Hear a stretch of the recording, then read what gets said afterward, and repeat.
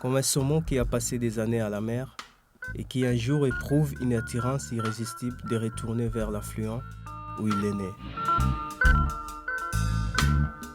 J'ai moi aussi éprouvé un besoin de retourner voir Kinshasa, la ville de mon enfance. Jadis la belle, qu'est-elle devenue aujourd'hui? À Kinshasa, j'ai retrouvé des amis, j'ai retrouvé des parents. J'ai vu aussi beaucoup d'enfants à la rue, des enfants considérés comme des sorciers. Kinshasa que j'ai vue n'est pas celle que j'avais laissée. Pourtant, ce n'est pas la rue.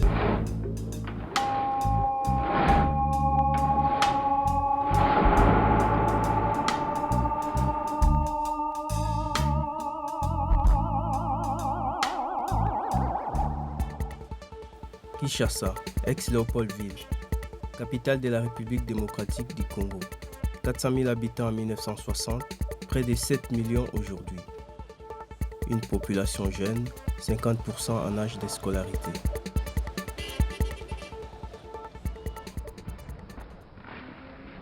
Larson Mazanga, sans emploi, père de 9 enfants. Depuis 1994. Depuis qu'Utex Africa m'a licencié en 1994, je n'ai plus trouvé de travail. Jusqu'à présent, J'exerçais le métier de couturier. Les conditions de travail sont si dures que se nourrir, trouver un logement décent à un meilleur prix est difficile. Maintenant, pour m'occuper et surtout survivre, je vais couper des noix de palme. J'entre dans la parcelle des gens chez qui je vois un palmier et je leur propose d'en couper les noix. Ils acceptent, nous convenant d'un prix de 2 à 3 dollars. C'est ainsi qu'est la vie et c'est comme ça qu'on se débrouille.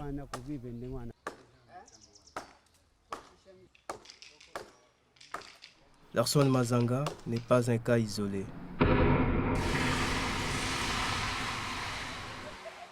Ici, Michel le menuisier, lui aussi père de 5 enfants, contraint de faire plus de métiers. Pour que ce travail soit possible, il nous faut un appareil qui coupe le bois ainsi qu'un autre pour le nettoyer. Il faut également des moyens financiers et un groupe électrogène car l'électricité fait parfois défaut à Kinshasa.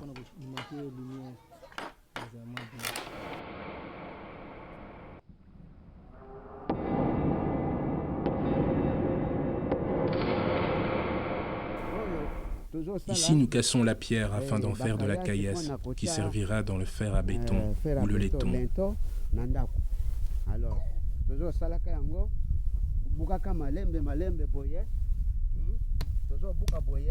Dès que nous aurons fini de casser, nous irons vendre le produit. 3 dollars par brouette. Il faut casser beaucoup de pierres pour remplir une brouette. Je pense qu'il y en a pour une brouette et demie. Nous le ramassons. Vous voyez, mes enfants ne vont plus à l'école. Et si je leur apprends ce travail, c'est pour éviter qu'ils errent ça et là.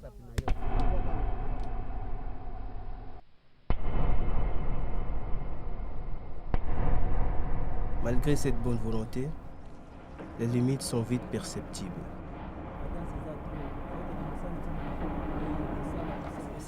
La cadence du travail est importante, mais notre métier exige que nous puissions créer des modèles de travail. C'est cela qui te permet d'avoir du rendement dans la vie. Mais ici au Congo, même si tu travailles, tu te rends compte que ça ne va pas. Il y a trop de problèmes. Nous louons un loyer fort cher et il faudra bientôt le payer à la fin du mois. Cela donnera de l'argent, mais nous n'arrivons pas à vendre les meubles. La crise est réelle dans le pays. Vous-même, vous le voyez, la crise économique tue le pays. Ça devient dur d'avoir du travail et de vivre de cela. À part le groupe électrogène, il nous faut une parcelle. Cela permet d'avoir un cadre aisé de travail. Sans un lieu d'exposition des meubles, c'est difficile. En effet, la plupart des choses que nous faisons s'abîment au contact du soleil. Il faut que les meubles demeurent au frais afin de protéger le bois. Même un bois massif, lorsqu'il est exposé au soleil, se met à se plier. Donc le bois apprécie plutôt le frais pour sa conservation.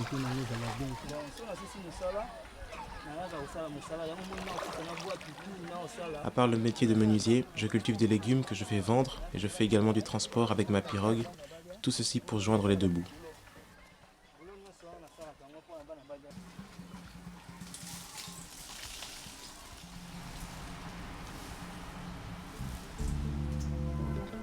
Entre la bonne volonté et la réalité des faits, l'écart est grand.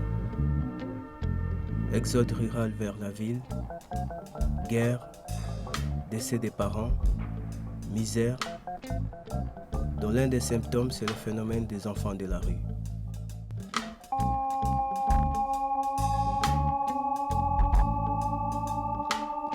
À se poser la question, et c'est encore Kin Label.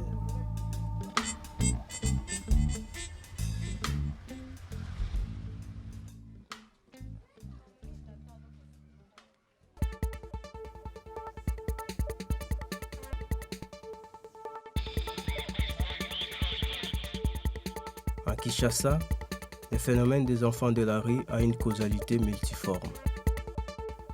Celle-ci trouve sa raison d'être notamment dans la tendance fataliste qui caractérise beaucoup de Congolais. On semble dire qu'on ne meurt jamais naturellement, on ne meurt pas d'une maladie, mais on meurt parce que quelqu'un a jeté un mauvais sort sur la personne. Même si la maladie pour laquelle la personne est morte est connue, mais on a toujours tendance à chercher la cause ailleurs. C'est ainsi que on accuse les enfants qui sont vulnérables, parce que personne ne peut défendre l'enfant. Et c'est ainsi maintenant qu'il y a beaucoup maintenant d'ONG qui essaient de se créer pour essayer de défendre les enfants.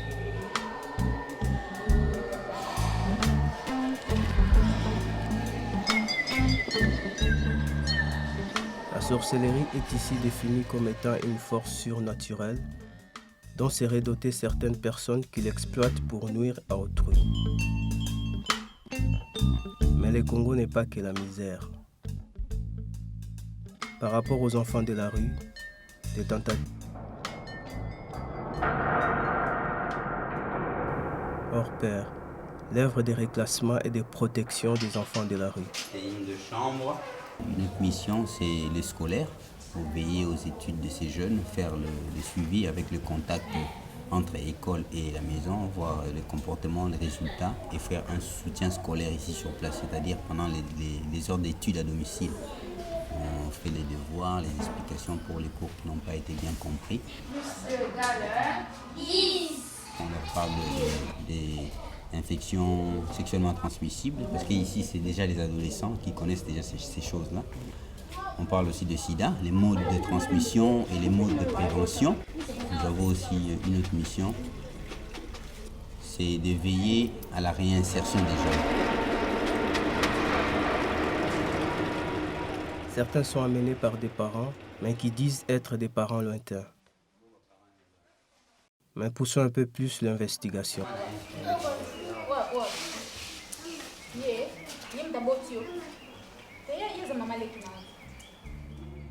Que retenir de cela? S'agit-il d'un abandon pur et simple? Ou est-ce la mère veut donner la chance à son enfant d'être prise en charge par les Salésiens? Pour atteindre leur but, toutes les explications sont bonnes. Son papa est parti à la guerre en abandonnant les enfants à la maison. Il est parti sans revenir. Sa maman, je ne sais pas. Je ne sais pas. Même si elle vit encore, elle n'a plus rien du tout. Madame, vous êtes parent avec sa maman. Vous pouvez quand même vous occuper de cet enfant.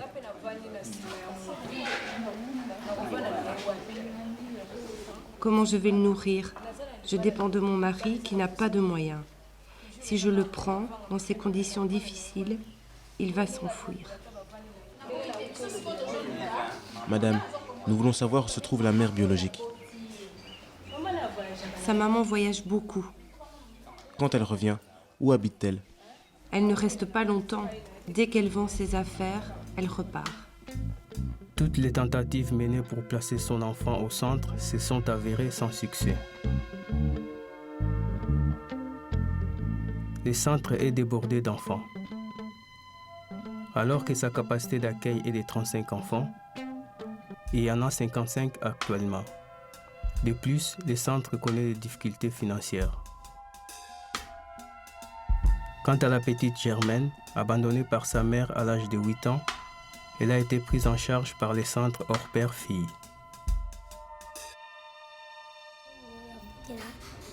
Maman n'avait plus d'argent pour payer le loyer. Alors elle m'a confié à un membre de la famille, mais celui-ci m'a accusé de voler sa nourriture. J'ai décidé de m'enfuir avec mes petits frères. Notre tante nous a accusés, disant qu'on la volait. Mon oncle, ma tante et ses enfants dormaient dans leur maison. Moi et mes frères dormions dans le dépôt à côté de la maison.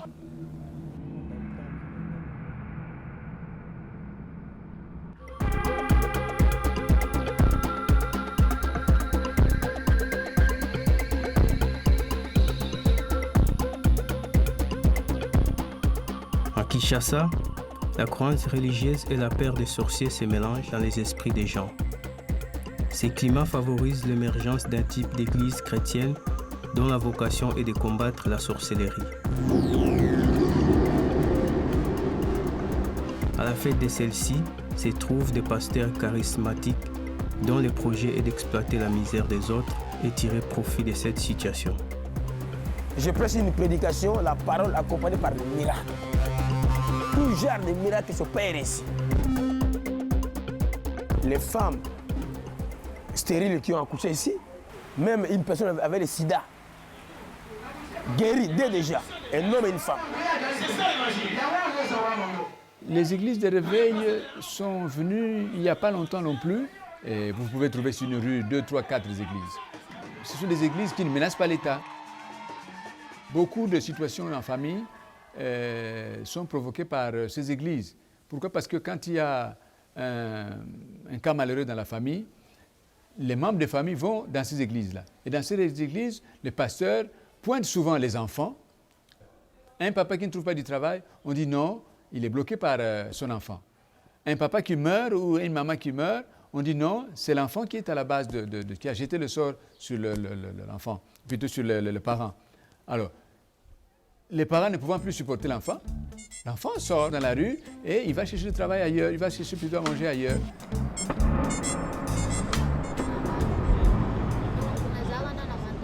J'étais à Matadi chez mon oncle.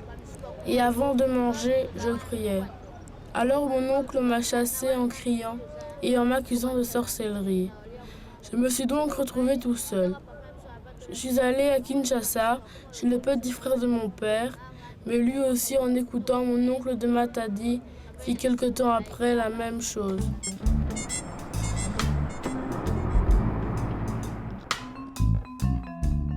Bernadette Mukendi, l'ambassadrice pour les droits de l'enfant.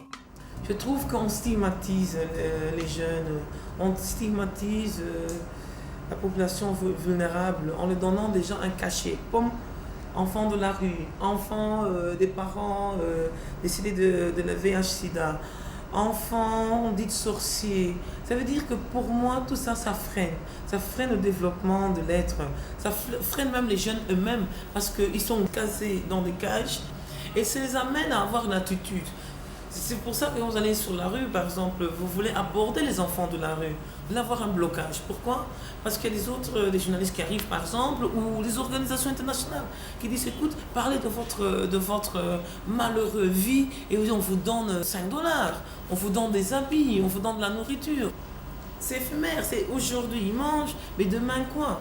On ne donne pas plus une autre solution.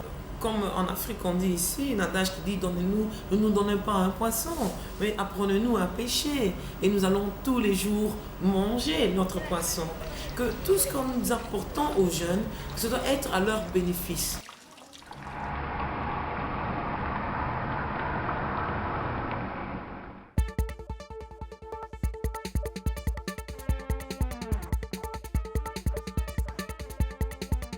Face à leur situation quotidienne et à l'impression d'être laissés pour compte, ces enfants ont fini par développer des mécanismes de survie.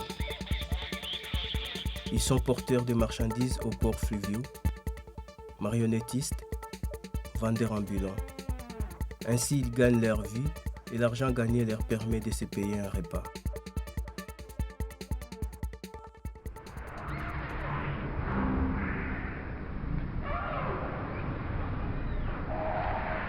D'autres sont des cloches qui invitent à l'optimisme. Je pense que la situation des enfants de la rue doit être un défi qu'il faut relever le plus vite possible. Et donc, je crois qu'il y a un certain nombre d'organisations qui le relèvent. Je sais que c'est un travail difficile, mais la Belgique a déjà aidé et continuera à aider toutes les organisations qui s'attaquent à cette question très grave. Les enfants de la rue, la question des enfants sorciers, etc., sont des questions vraiment fondamentales. Les enfants soldats, l'enfance, c'est l'avenir d'un pays, c'est l'avenir de l'humanité, donc c'est notre propre avenir. Donc je crois qu'il faut vraiment mettre un accent particulier sur cette question, et la Belgique le fait. Dès qu'il y aura prise de conscience du Congolais, dès qu'il y aura une bonne gestion du pays, le pays peut décoller. Mais tant qu'il n'y aura pas une prise de conscience, tant qu'il n'y aura pas de bons dirigeants, tant qu'il n'y aura pas une bonne gestion du pays, il sera difficile de parler d'un avenir meilleur pour ce pays.